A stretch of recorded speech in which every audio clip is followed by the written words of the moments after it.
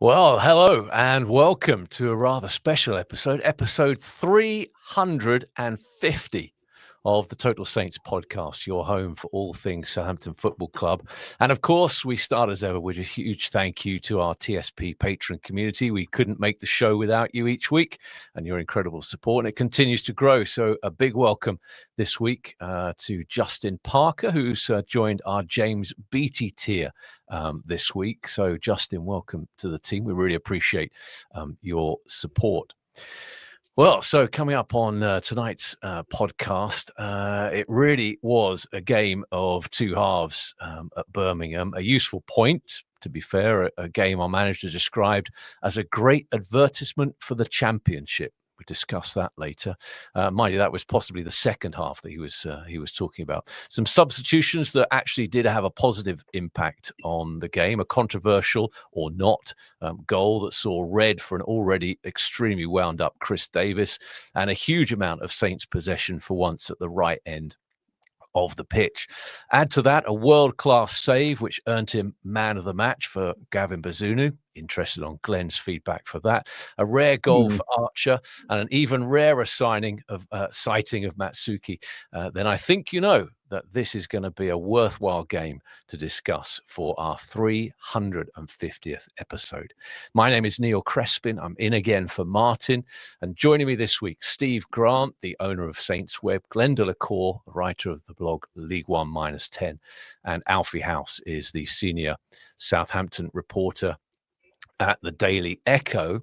So a few talking points then from the game against Birmingham, and actually we'll start even before a ball is kicked and just take a look back and a view from the guys on the team that went out. And Cienza we talked about in the last podcast, being taken off early despite being probably once again the best player on the pitch against Oxford, all assumed because that was resting him for the big game at Birmingham. But then he starts on the bench, pretty much similar team other than that, 3 centre-backs, 5 at the back to start with, of course.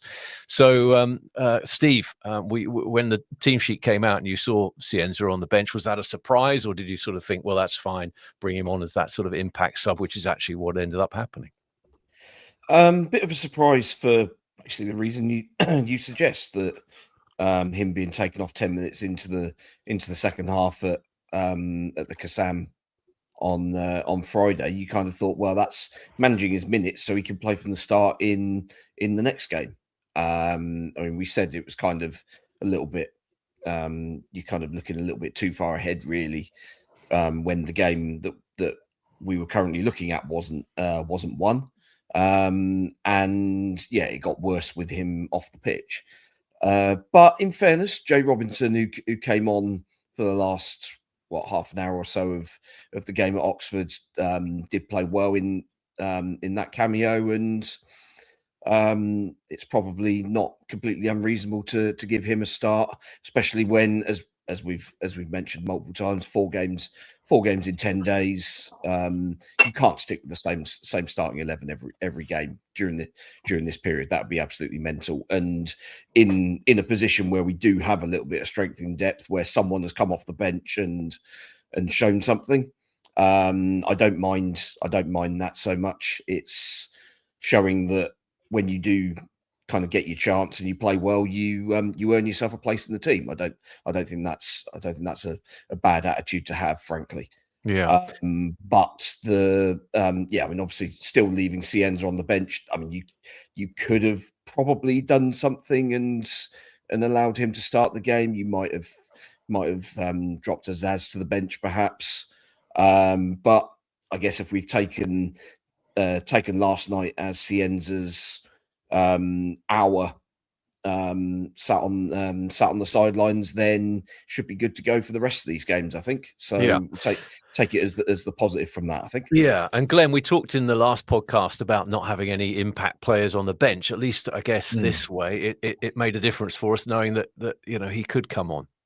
Yeah, it did, but we don't know what the medical reports are saying about how his fitness levels are and all that sort of stuff. But the bottom line is that whether we think we've got a chance or not, the club wants to be in the promotion race this year, going for the top 6, and we've left our our best player. I mean, he is our best player by a mile. He changes the whole complexion of the way the team plays when he's on the pitch. He did it when he came on as a sub against Birmingham.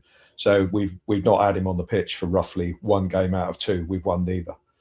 Across the two games, he's probably missed 90 minutes, and we haven't won either game. Lost one, drawn one, and that's the balancing act you've got to have. It if he was a rank and file player, then I could maybe understand it a little bit more. And these things always look clever in hindsight. If if it works, then you could say it worked.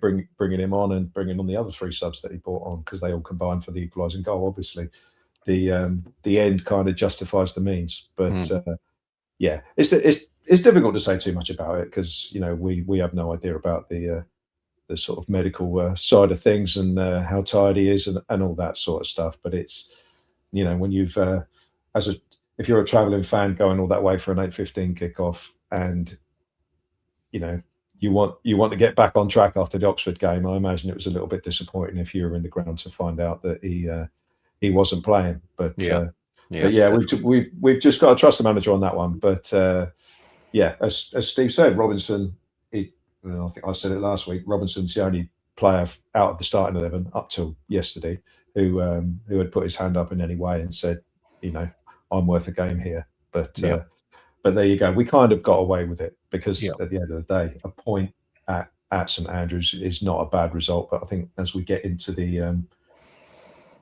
actual what happened in the game itself, I certainly feel we left 2 points out there. But there you go.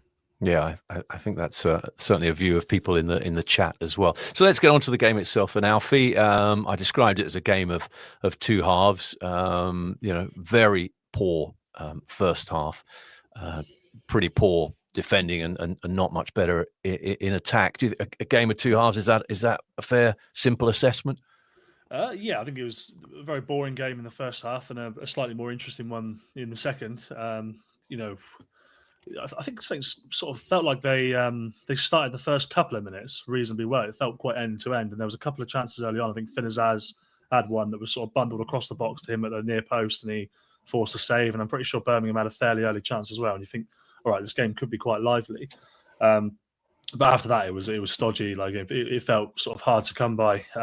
No real sort of major chances. And then obviously the second half was a little bit different. The goal is a comedy of errors again. I mean, it's another second phase set play once again, which is really frustrating. And I think there's so many things you can point out that are wrong with it. I mean, Tom Fellows seems to let the ball come out across him, and he thinks the danger's gone, so he almost like leaves it, and then they hook it back in, and there's a Harwood-Bellis clearance off the line, then it gets headed back up into the air and headed out, and there's 2 or 3 opportunities to clear it until it eventually comes back to Newman, who had the original header, and then he lofts it towards Gavin Bazunu, who is caught out by it. He's obviously taken a step forward, and he feels that he can't just stand up and catch the ball, so he tried diving and just push it onto crossbar and in.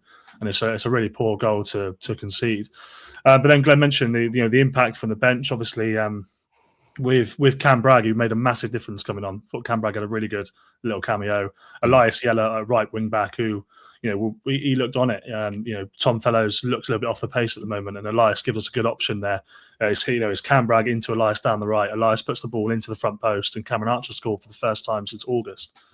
Which with Adam Armstrong not quite firing at the moment, you need someone like that potentially who could be an option. So that was positive. But I agree with Glenn. Overall, the performance wasn't very good. Tom Drecker after the match said that he was happy with the performance and that you shouldn't underestimate the performance at a place like Birmingham, who obviously have been good at home.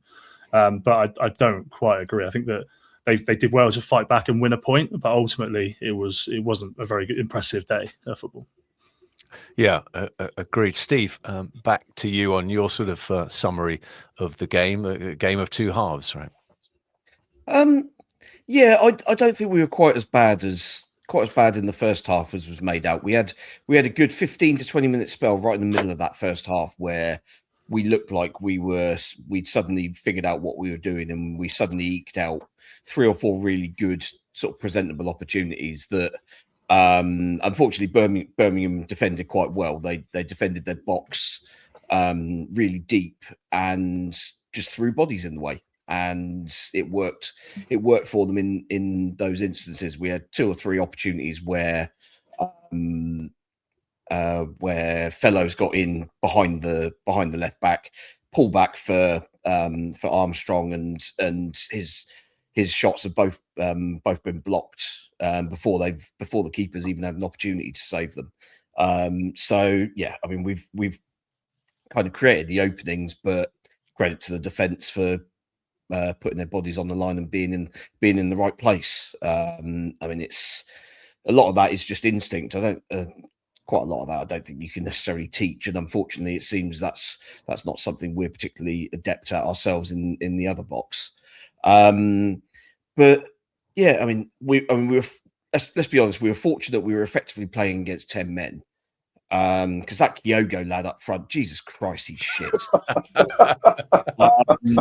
I mean, he is the sort of player that I mean, I do find it mad that a fan base like Birmingham's, who are generally in the past have been very quick to get on the backs of their team, and yet they were constantly singing that lad's name.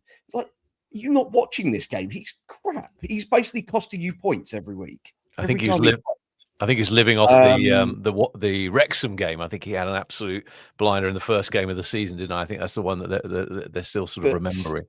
But it's just, I just don't understand it. I mean, they've got a lot of attacking options. I mean, Lyndon Dykes is a very sort of blunt object, but quite frankly, that works against us. And I don't understand why you wouldn't throw someone like that into the mix instead, because he'd just be a far better option, I think. But cheers to Chris Davies for that. That kind of helped us out for the best part of an hour. And then, yeah, I mean, obviously the goal we concede is crap as discussed.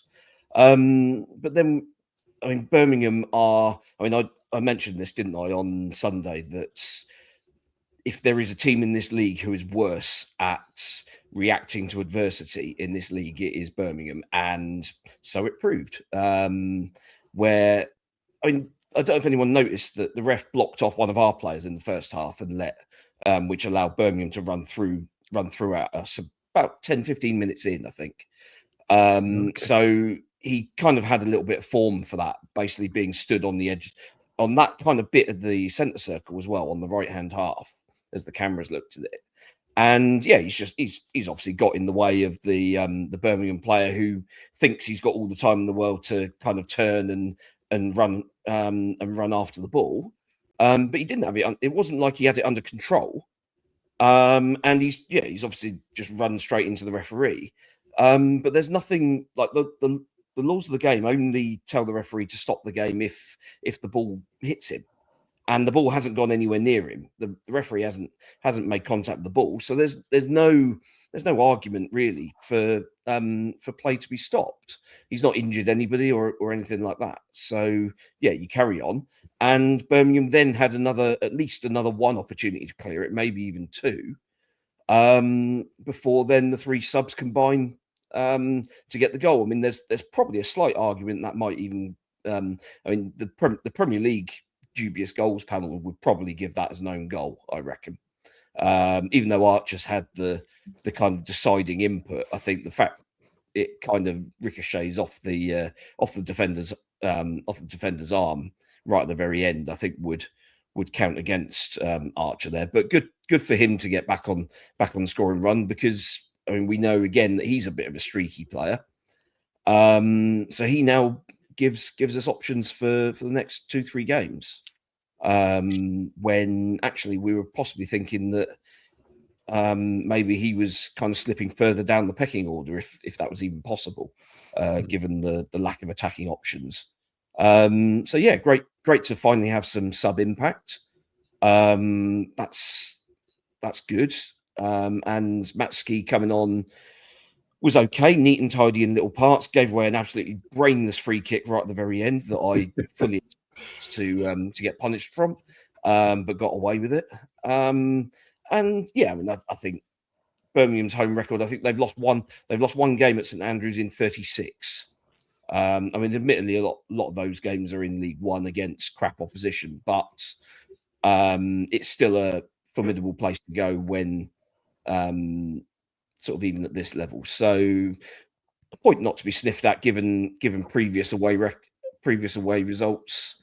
But yeah, just don't think we did quite enough to get the winner when Birmingham are basically their heads are completely gone in that last 15-20 minutes. And there was a big opportunity there that we could and probably should have exploited. But Yeah. I mean, keepers not had a save to make after the equaliser. So yeah, it's probably a fair result, unfortunately. And Glenn, we'll get on talk about their goal, sort of looping header. And I know that Joe Tessam sort of called it that thought Bazunu should have done a little bit more. A few people have said that on social as well. Presumably, you're in that camp, despite the fact that he goes on to make a world-class save that keeps us in the game. But for the goal, keeper at fault. He's one of many. Again, I mean, it's interesting. If you look at our defending in general, if you look at our back six, if you like, so you've got the goalkeeper who's got his problems, as we know. You've got Ryan Manning, who doesn't defend. You've got Jack Stevens, who just seems to watch. He doesn't seem to get involved. You've got Tom Fellows, who's not a defender. And then you've got Harwood-Bellis and Wood, who they quite often get picked out for making mistakes, but at least those two are prepared to chuck themselves in there and try and defend. I'll give them that. They're not perfect by any stretch of the imagination, but at least they get stuck in. So we haven't got very many what I'd call good defenders in the back six. But in that goal, the people who are trying to clear the ball, I think there's a header from Adam Armstrong. There's Tom Fellows getting involved. I think Yander gives away the original free kick and then gets involved as well. But the bottom line is that the goalkeeper has stayed on his line while the ball was pinging around, probably because he's worried about someone getting to it first and lobbing it over him, and then he stays on his line and gets lobbed anyway.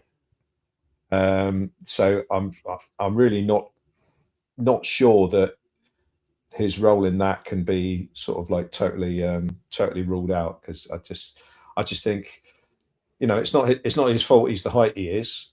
But I think virtually any other goalkeeper either just stands there and catches that. I don't even really know why he dived for it. Maybe, as Alfie said, he took a step the wrong way and then felt like he had to dive for it. But it looks to me like he's got the timing slightly wrong, and he's dived back, and he's sort of like on the way down when he's tapped it off the bar and in. So, but you know, I know he won man of the match on Sky, didn't he, for the save, which is purely for the save that he made after that, which is, you know, it's a long range effort from Stansfield, I think. And, you know, he gets down well, bounces just in front of him, pushes it onto the post. And that's a decent save. You can't take that away from him. And if that goes in, we're 2-0 down and the game's over. So it's probably one of the more important sort of moments of the match in terms of us getting a point. But, you know, I mean, Alfie spoke to Tonda about the goalkeeping situation after the game, and also about the reason we can't get these free kicks clear, and the second phase, third phase, and all that, and it invariably ends up in the net. And I just think a lot of it is that we're defending too deep because we don't trust the goalkeeper to come and get the ball in the 6-yard box even, and you end up with so many players all, you know, if you had a goalkeeper who was more confident, and you were more confident that he was going to claim anything that was in the 6-yard box or even come out and punch it, then defenders are 5 yards away, you know, further up. The forwards are further out, or else they're offside. So I do feel there is still an issue there, and I understand that Tonda's got to defend his player, but I don't really see how it can be argued that he is a massive part of the problem. How it can't be argued, rather, that he's not a massive part of the problem. Yeah.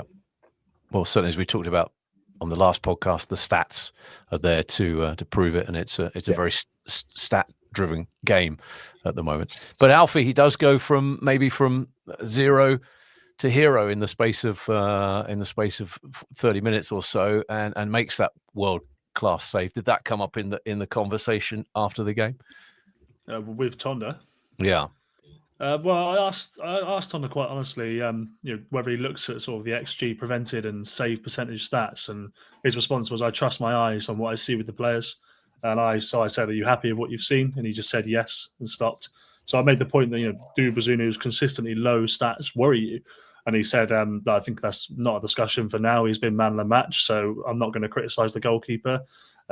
He's had an excellent performance and all this sort of stuff, and you can't really say much more than that." But I think quite clearly, I believe that he is aware it's a problem.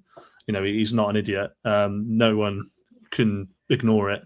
He made a brilliant save, but he's not good enough, and it's costing Saints at the moment. And I know Joe Tessum was quite heavy on it, on like you mentioned, on the podcast that they do after the match. But I think it's fair enough. He's only 23 years old. He's a young goalkeeper. He has got a long way to go. He might well be brilliant, but right now he's not good enough for what Saints need, and that's the unfortunate truth. But yeah, it's not all his fault. Like Glenn said, there's about 4 or 5 different players that could do something about that goal. With a lot of these goals in the last couple of weeks, it hasn't been only Bazunu.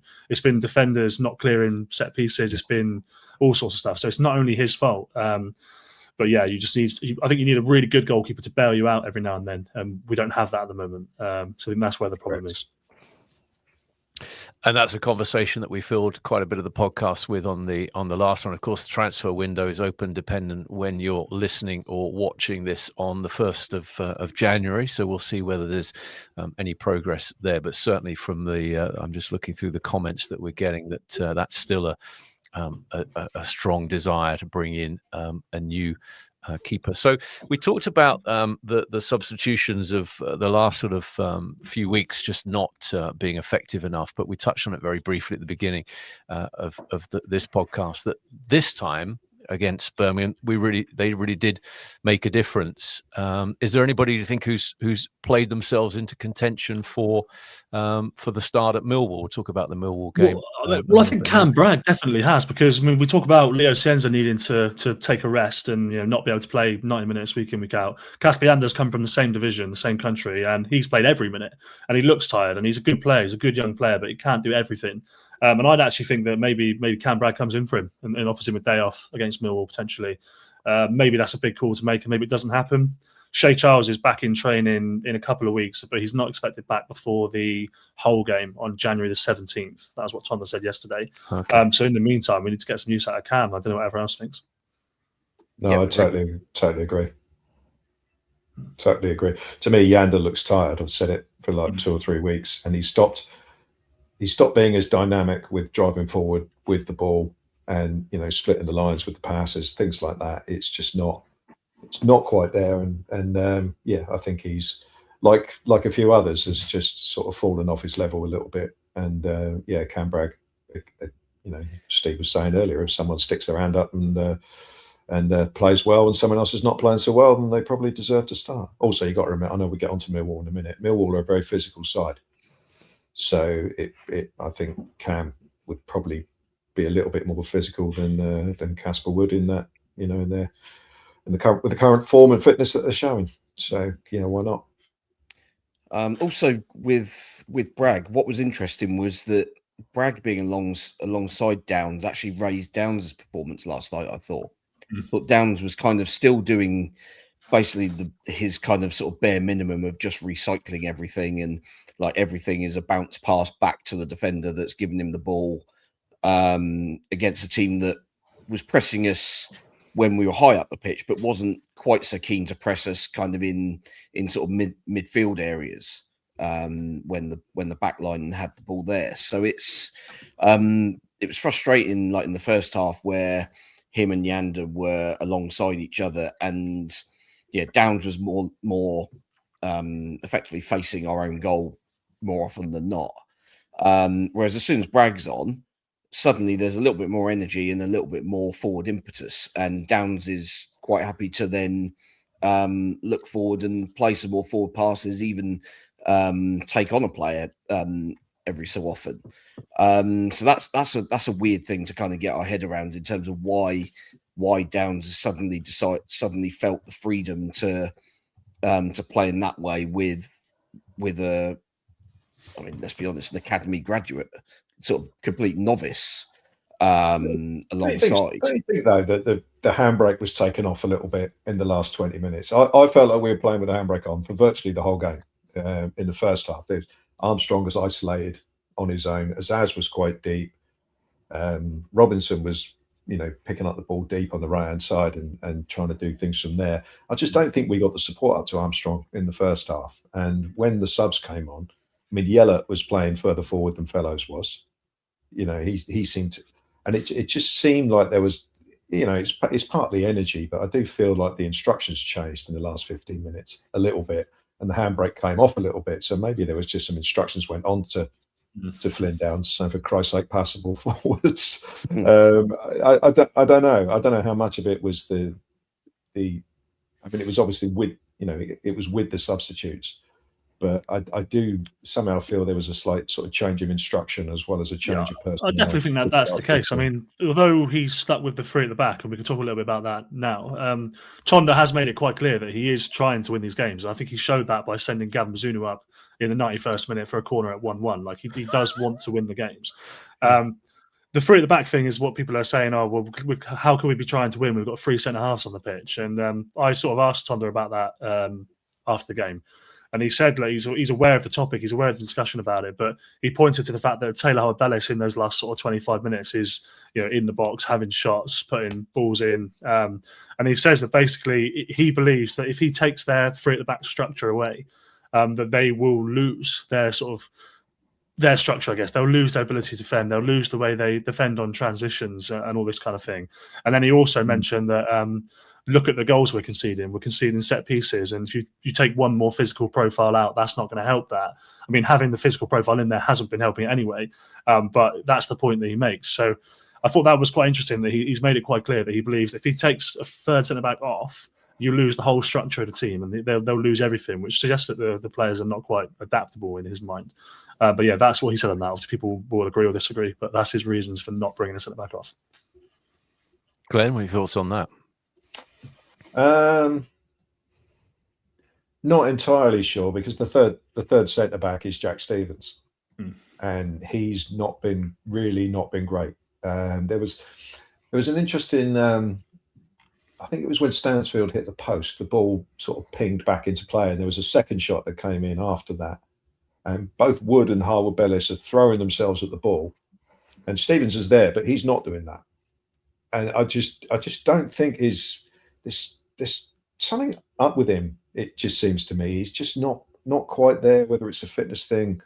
I've been a staunch Jack Stevens defender, but his levels the last few weeks, that he doesn't seem the player he was even months ago. But certainly, if you're worried about the sort of the physicality of the team, then you play the 6'5" guy, don't you? You play Josh Quasi, and I think he will certainly start against Milwall, and I think Jack will step out of the team. So I kind of get what he's hinting at, but you've got to remember that the reason we want to play four at the back is to add something. Okay, you might lose something. Tonda obviously thinks you will lose something by taking out the third central defender, but you'll add an extra player ahead of the ball.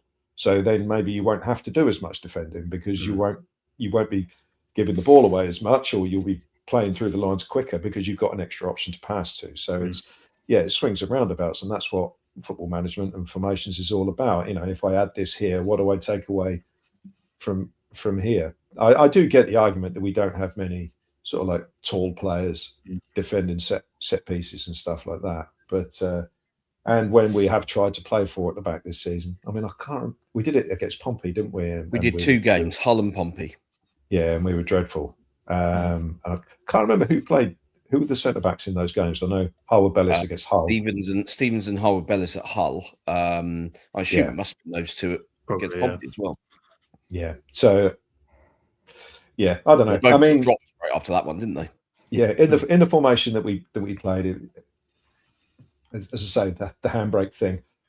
I mean, until the last 5 minutes, Harwood-Bellis had the most efforts on goal. He'd had that header straight after half time, and the sort of like low skimmer that kind of hit the goalkeeper and from the edge of the box. So I mean, it's a bit of a worry, but I mean, at the end of the day, his first job is to be a central defender. So if you can't trust him in a four at the back scenario, then we are struggling a little bit. But But no, Well, he was fine the 4 at the back under Russell Martin, wasn't he? Absolutely, yeah. I mean, I just think we'd gain more from switching to a back 4 than we'd lose.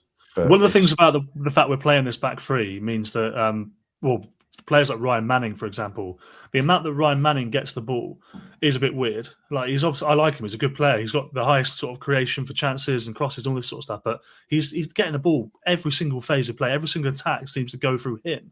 I mean, he's not he's a good player, but he's not the most talented player. He's not the most creative player. He's not the one who you want to be the guy who's having the most touches, most passes, most final third entries, all this sort of stuff. So it's a little bit weird, and that is obviously by nature of the fact that we're playing the 3 at the back. It pushes him further forward. So, maybe Tonda feels that he loses that sort of little segue up the pitch if he brings him back a little bit. But I think you can find that with something else. Obviously, Tom Fellows has been a little bit off it and plays 70 minutes at Oxford. How many did he play against Birmingham? Was it 60? A little bit less? Yeah, I think it was 60. So the question is, can Elias Yellett play 60? Is he ready to start? Is that one of the changes that maybe happens? Does he maybe take Tom Fellows out and put Elias in against Milwall? But I think even if he does, it will still be 3 at the back. It will still be Elias as a wing back. Yeah. I don't see us changing the system until we get a week to work on it. So, yeah, I mean, at least... I mean, the Doncaster game would be a perfect game to experiment with it, wouldn't it? True. Yeah. Because FA Cup game, which, I mean, do we really care about progression in the FA Cup? Probably not. But at the same time, you also don't want to get dumped out by a lower league side. So it's one of those where you've got to take it seriously enough to get the win. But you should be able to experiment. We should be able to make 4, 5, 6 changes in that game and not kind of devalue ourselves so much that all of a sudden the sort of bottom half of League One side can tear us to pieces. But I mean, we've all seen that story before, haven't we? Would be surprised if it makes them 9 or 10, for being honest. I think, given the run we've just had and how clearly is something that he's worried about, isn't he? He's clearly thinking about load management and all this sort of stuff. He's making a lot of decisions based on how many minutes players have played. I'd be amazed. But we are still only making 1 or 2 changes per game. Yeah, but that's because he doesn't trust the other options, isn't it? That's the problem. He doesn't trust what he's got, so he has to. But that's the point. That's why he keeps making in-game changes quite early on and stuff, because he feels that they're playing more than he wants them to. So I think when it comes to that FA Cup game, it wouldn't surprise me if he just makes 10 changes. Maybe one player keeps their place by virtue of there being nobody else. But I think that's probably what I would do as well, honestly. But that's a while away. Just before we move on to the Millwall preview, there are a couple of players didn't even make it into the squad. I think Romeo was missing from the squad yesterday, and Fraser, I think. Does that say anything about them, or is it just rich pickings we had because of the way that he ran the bench yesterday? Well, yeah, that's better than Fraser, isn't he? Yeah, let's be honest. So that's an easy one. And Romeo had a terrible game against Oxford. And he probably wanted a bit more energy on it. Bragg was on the bench against Oxford, wasn't he? So I'm struggling to think who dropped out, because Matsuki's come in as well. Yeah. So someone must have dropped off. Ronnie Edwards is still nowhere to be seen. Yeah. I mean, Wellington was he on? He was on there last night, wasn't he? Yes, he was. It was. Doesn't matter anyway. I think. I'm trying to work it out, but I can't do it. 2 screens up. No worries. I mean, what was interesting though, we mentioned about the bench needed. There weren't many sort of like what you'd call dynamic, decent options, and we mentioned Yellow and we mentioned Matsuki, and they both come onto the bench. So he obviously listens to this rubbish we talk about. Yeah.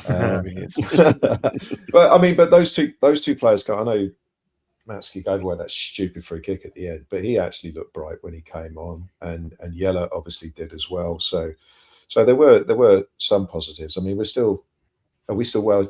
Is it Joe Aribo? Was he left out, or did he? No, he was on the bench last night. It's just the two mentioned. It's just Romeo and whoever the other one we met, Fraser. Fraser, yeah. Okay, nothing to read into that then. Right, anything else, guys, on Birmingham before we move on to matters in hand against Milwall? Yeah, there was just one incident at the start of the second half that I thought was interesting. So there's something I've noticed in the Championship. So most kickoffs go long now. And what you see in every single game is, if we take the kickoff, is one of the opposition players wrestling with Adam Armstrong or whoever Whoever is trying to run forward to get into, to try and get on the end of it, you see wrestling on the halfway line. And I thought it was nice to see the referee actually spot it, because the guy grabbed Harwood-Bellis around the neck, and we ended up with a free kick after about 3 seconds of the second half and nearly scored from it. So I don't know if that's something that referees have been told to look out for, but that's the first time I've ever seen it pinged, and it happens every single game. So I thought the referee was not too bad by the standards of Championship refereeing. There's quite a lot of soft stuff being given, but he was at least being consistent with it. Yeah. I mean, he gets an assist for our goal, I guess, just to wind up Birmingham fans. Play to the whistle, chaps. My dad taught me that when I was 7. So that Flynn Downs one late in the first half was an interesting challenge. Yeah, that was Nathan Wood got booked for something that was it was pretty innocuous as well.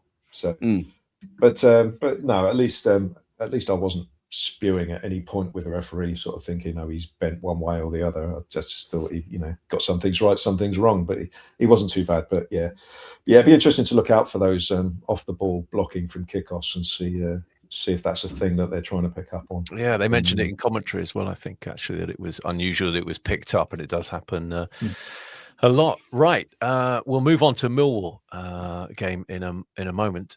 Just a quick reminder about an exciting live podcast that we're doing in January. We're delighted to say that the Total Saints podcast will be doing a live podcast from St Mary's Stadium itself on Thursday, the 22nd of January.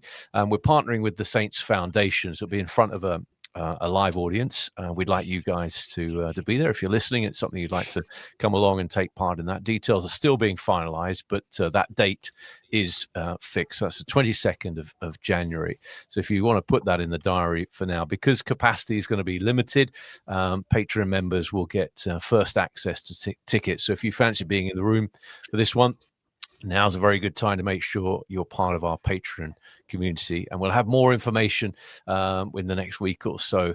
But just for now, as I say, stick that in the diary. 22nd of January in the evening at St Mary's. Right then, on to the Milwall game back at home at St Mary's, New Year's Day. I guess most of us pretty glad that 2025 is behind us. We're going to be able to start the new year with a bang. Milwall playing well. They won last night at home. I think they're up to 5th. I think it's not going to be an easy game. Glenn, where do you think this one is in terms of winnability? That's a thing. It's going to be tough. Millwall have been sort of playoffs-ish all season, really. I remember after they beat us at the Den, was it a month and a half ago, whatever it was, they moved up to 4th, and they've kind of been hanging around there ever since. So obviously been doing enough to stay up there. It was an interesting game against us in that they beat us up. Basically, they were the first team to derail the Tonda Express, weren't they? When they sort of sussed out how to stop us passing through midfield, and basically beat us up by being physical. Big units all over the pitch. So it's going to be a proper battle, and if we're not up for that, then it's going to be a really tough afternoon. So I remember having a little pop at Alex Neil for being this miserable journeyman manager who didn't really do much, but he basically had our number in that game, and he set up his team perfectly to stop us playing, and he is clearly going to do the same thing again. So that's something for Tonda's meticulous planning to try and sort out. So as for players, Femi Aziz is the right winger, caused us loads of problems, but I noticed he didn't play yesterday, so I don't know if he's been banned for 3 games, Glenn, but he's back for this one. He's back. Okay, great. But no, the left winger, a guy called Amo-Ameyaw, he caused us problems as well. So they do have some dangerous players. So yeah, they're not just a team that boot you off the park. They can play as well. And we did. I don't know if you remember, we let the centre half come rumbling up and smash one in the top corner from 30 yards while Joe Aribo turned his back. That was that particular game. So, and that's the sort of bottling it, if you like, that you can't afford it against a team like this, because if you go into this game with that sort of mindset, you won't get anything out of it. So So hopefully we get a strong referee who's happy to give free kicks for over physical play. But yeah, it's going to be a tough game, and yeah, it's not one that I'm particularly confident about getting anything out of, considering, or getting a win out of, considering how we played last night as well. Yeah, but obviously our home form is better than our away. But Steve, a couple of people in the I noticed a couple of people in the chat saying this is a must-win game. Now I'm not sure we're quite at that stage yet, but Alfie thinks we are. But Steve, what's your view of the prospect of a win? Reasonable. I mean, as you say, our home record's good in recent sort of weeks and months. So yeah, we will go into the game as favourites, I would imagine. Millwall's away record is slightly patchier than their home form. So yeah, that's the angle we've got to take, I think. We'll be expected to make the running, and you can expect Millwall to be looking to break fast on the counter attack as they did against us pretty well at the Den. So yeah, usual caveats about keeping the back door bolted. And yeah, I mean, Millwall was still. I mean, I remember we went big on the fact that they had 10 players out injured when we played at the Den, and they still managed to beat us in the 97th minute. Apparently, they've got another 1 or 2 out since then. So they are. I mean, I don't know what Alex Neil was doing to them in training, but they are all basically falling apart when they're on the training ground, because they don't seem to get these injuries in games. They don't seem to have anybody sort of carted off on a stretcher or anything like that. It's all like they played the last game and they've disappeared for 2 months. So yeah, you never quite know what you're going to get until that lineup's out. But one thing that's interested me, as obviously someone who's kind of seen a fair bit of lower league football, is a young lad, Macaulay Langstaff. He's not young, he's 28. Well, he's young compared to me, mate. That's yeah. But he was at Notts County for I think 3 or 4 years as they were in the National League, and then came up into League Two, and he was scoring like 30s and 40s. Yeah, he's 28, 41, 28 to be exact. And got a move to Milwall. Didn't really do anything last season, where I think everybody felt that the level was probably too much of a step up for him. But he's had to play the last 3 or 4 games, and by all accounts has looked pretty good in a kind of almost a floating number 10 role. So that's, I mean, when we're talking about the sort of makeup of our sort of central midfield, then that's probably something we might want to keep an eye on, because he scored 2 or 3 in the last month or so. Kind of finally starting to show something at that level. So that's another one that we probably need to look out for, that we didn't need to look out for in the game at their place. Okay. Alfie, you described this 5 minutes ago as a must-win game. So any changes that you're expecting lineup-wise? I don't think there's been no reports or any injuries from yesterday, have there? I don't think, or from the Birmingham game, I should say. Yeah. I think we sort of discussed the potential changes a minute ago. I mean, Glenn mentioned Kwashi for Stevens, maybe. Yeah. Could Yellett come in for Tom Fellows? I mean, Tom Fellows is not going to play all the games, so is this the one he doesn't play? Can Bragg in for Kasper Yander? Potentially, that feels unlikely, even though I think it seems logical. And then, obviously, you'd imagine Cienza. I asked if Cienza's fit to play the next 2 games in a row, and Tom did say, yeah, we think he will be. So you would imagine that Cienza comes in for either Finn Azaz or Jay Robinson. He could come in for either, because obviously you noticed in the game at Birmingham that actually Finn Azaz was playing on the left and Robinson was on the right for at least the first half. So it could, in theory, come in for either. And then again, we have to go with Adam Armstrong up front. I don't think you bring Cameron Archer in off the back of that 1 goal, but it's nice to have somebody who is there as an option. I think the reason why I say it's a must-win game, and obviously I don't, 20 games left, so it's not obviously, but we are sort of 8 points off the playoffs, and we talk about these 8 points, you can quite easily make that up. But at some point, you do have to make it up. And you do have to beat teams that are there or thereabouts as well. If you lose to Milwall, that's another team who are like 12 points ahead of you. And then it becomes very hard then, and the confidence goes. So I think it's a must-win game just to prove to themselves that, look, we're 4 without a win. Let's get back on the horse as much as anything. And the home form is obviously really important. The narrative changed on Tonda Eka a little bit after Oxford. And you want to get everyone back on side, and the best way to do that is to win games at home. So, yeah, although Saints have a good record on New Year's Day, I think they've only lost 1 of their last 6 on New Year's Day. Milwall have won 4 of their last 5 on January the 1st as well. So a couple of New Year Titans up against each other. That's a good kind of stat, that is. Any other observations on Millwall game before we move on? Yeah, Cienza didn't play against them last time around. Correct. Yes, of course, he was ill, wasn't he? So it'll be an interesting battle between him and Kramer, who got the winning Who scored the goal. winner? Yeah, Well, he did. Yeah. That might make the difference.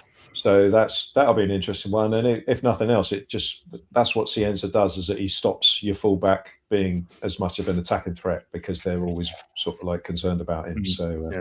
So that's key. Support. We need to get support up to Adam Armstrong. Can't leave him isolated, because they'll just beat the crap out of him basically, and he won't do anything. Their centre halves are 2 big units, so they're not going to be taking a backward step, that's for sure. Yeah. And as I said, I thought they were the best side we played this season as a championship side. I thought they were better than Coventry. I thought they were better than Middlesbrough. But it'd be interesting to see how if they've managed to maintain that level, or whether, as I hope, that was a bit of a one-off and their best performance of the season to beat us last time. But, they did actually go 4 games without winning until yesterday. The last 2 teams they've beaten are Bristol City and Bristol City. Yeah, they've beaten Bristol City twice, didn't beat 4 teams in between them. So they're back on the horse. Okay. Let's do some score predictions for the Millwall game. First of all, let's have a little recap, because it's worth it, guys, because one of you got it right. Nailed on. So score predictions against Birmingham. I went 2-2. Alfie went 3-3. Glenn went 2-2. But Steve called it at 1-1 all. Well done, Steve. How does that feel? Life changing. Underwhelming. Yeah, I can tell you're absolutely underwhelmed by that. But a couple of people in the chat have noticed that we all went for draws and have said that as a consequence we should actually be talking up the fact that we're happy with a point at Birmingham. Well, we didn't say we wanted a draw. We said we thought we might get one. I'm just saying what they're saying in the chat. So prediction. Well, come on, Steve. Let's see if you can go on and get a row. Has anybody ever got 2 in a row? I don't hear that. So Steve, you can go first. Go on. You get winners. Winners go first. Steve, what are you calling it for versus Millwall? I'd like to think Cienza, having had his effective 90-minute rest, is now kind of sort of fully recharged and able to go again. And him obviously missed the game at the Den, but this time hopefully he'll be able to make the difference for us in attack. Just about getting enough balls into his feet. Yeah. Allowing and enough runners off him, because he can't do it all. As much as he'd like to try. Yeah. He needs the support of others around him, and that's where you kind of need someone like Azaz to kind of roll himself out of the little funk that he's in at the moment. Maybe Robinson in for him may be a change that Tonda looks at, but I think we can win. Millwall, as Alfie said, have been a little bit hit and miss the last month or so, but they're going to be as tired as us, but they've got a smaller squad, so hopefully they're more tired. Which I think this round of games and the ones on Sunday, I think, are going to be dominated by the teams with the deepest resources. And on paper, that's us. So on paper, I'm going to be going for a 2-1 win. A 2-1 win.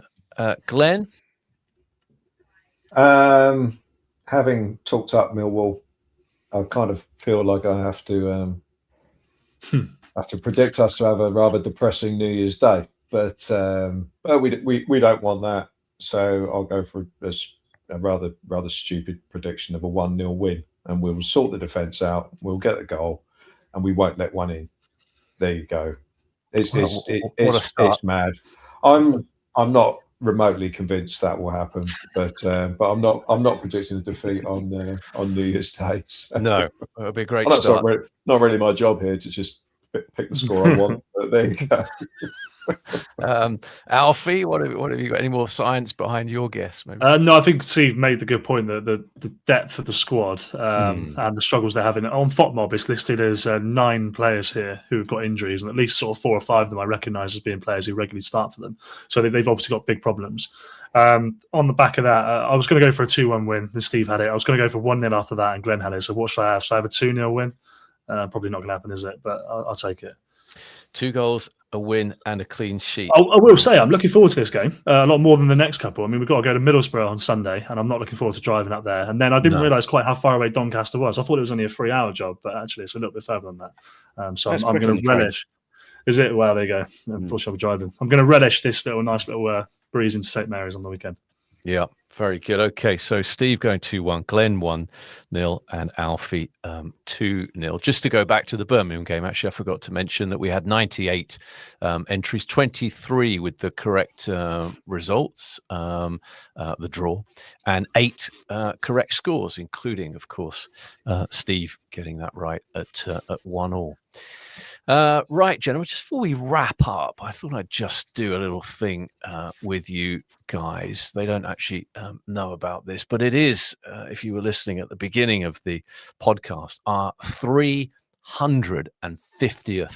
podcast. I think is worthy of a little bit of recognition, which means if you work your way back, the first podcast, which didn't feature anybody on today's, by the way, was in August 2017. Right, so think back to a time before COVID and August 2017. And Alfie, this might be tougher for you, obviously, because you weren't as focused on the club as you are now. So some quick fire questions, panelists, as to what was going on at the club in 2017. So what would they have been talking about on the first podcast? So I'll start off. So who was the manager at the start of the 2017-18 season? Pellegrino, isn't it? Yeah. Pellegrino, and in a very saintsy kind of way, he didn't last the whole season. Of course he didn't. We had another manager. March 2018, who do we bring in? Mark Hughes. Mark Hughes. I know that one. Correct. Come on. Yeah. And what was our final league position of that season? 17th. Very good, Alfie. Sorry, Steve. Don't worry. Come on. 7. I should say that. I wondered whether we might have jumped up a bit because we beat Swansea, didn't we? Yes. Well, I'm trusting the quizmaster here. The quizmaster's got it right.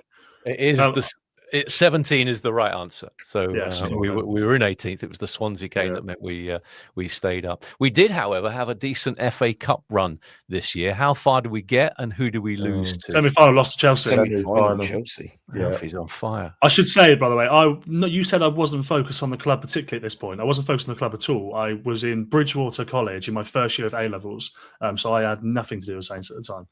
But I do know this. It's just encyclopedic, is it? It's just. There you go. So in that season, we sold Van Dijk to Liverpool, the start of the Liverpool drain. But we used the money and broke our club record transfer fee twice in the 17-18 season. Guido Carrillo. Yeah. Who was the second one? So who do we spend? Carrillo was 19 million in January. Who was the other one at 15.5 million, which at that point was the highest, the club record transfer fee? I don't know why Vestergaard's come into it. Was that Vestergaard? No. He after that? Sorry, did someone say Lamina? Lamina, yes. Well done, Glenn. It was Lamina. I really liked him. Yeah. And a couple more. Like lemonade. A couple more questions. Who made the most appearances for us in that season? 41, I think it was. Alex McCarthy. No. Nathan Redmond. Nope. Ooh, good shout. Don't know them. Shane Long. Nope. Tadic. And I've almost given you one of the answers. Who were the two leading goal scorers at the end of the season with a paltry 7 goals each? Redmond was one. Charlie Austin. Charlie Austin and Tadic were the two leading goal scorers. And final question. Can you describe our kit for the 17 season? White and red sash? No, it's the one with the Virgin Media sort of figure of 8 on the front of it. Was it not? Yeah. Okay. Well Yeah, it was mostly red and the white stripes, and there was kind of almost a white bib, wasn't there? White, no, yeah. It was the big white block in the middle with 2 red either side. There you go. There's something just to make people happy on our 350th podcast, which I think is a strong achievement from everybody involved, not just those that you see on screen, but obviously all the team behind the scenes, and of course our patrons as well. So that wraps us up for the year. A reminder, of course, you can follow the Total Saints podcast on all social media platforms with the same address. It's at Total Saints Pod. Check out the TSP merch store. That's at shoptotalsaints.co.uk. As I mentioned earlier, we're also on Patreon, where you can support the podcast with a monthly contribution. Just visit patreon.com/Total Saints Podcast. And each of our tiers comes with its own perks, including those weekly shout outs for those patrons in our Francis Benali and the Mick Shannon tiers. So for the last time this year, thank you to Dave Melton, to Andy Hollis, to Anthony Thompson, beg your pardon, Gavin Ford, James Heron, Nicky Nicholson, Peter Montalbano, Southampton NY, Drew Dyer, James Kibbe, Red 76 Tax, Michael Blackmer, David Mansell and Nick Gardner in the Francis Benali tier, and also to Nick Reed, Dave Ernsberger, Nick Hingston, Phil Cook, Jonathan Cooper, Colt Baker, Anthony Thompson, Matt Hall, Mike Etheridge, Philip Horstrup, Mike Littlewood, James Baubin, John Bevan, Frank Thorpe, John Peacock, and Andy in our Mick Shannon tier. A huge thank you to Paul Castle Associates and to the Steamtown Brewery for sponsoring TSP this season. My thanks, of course, to Steve, Glenn, and Alfie. And our next podcast will be on the 4th of January, Sunday, the 4th of January. So in the meantime, from all of us here on TSP, wish you a very happy new year. Thanks for watching and thanks for listening.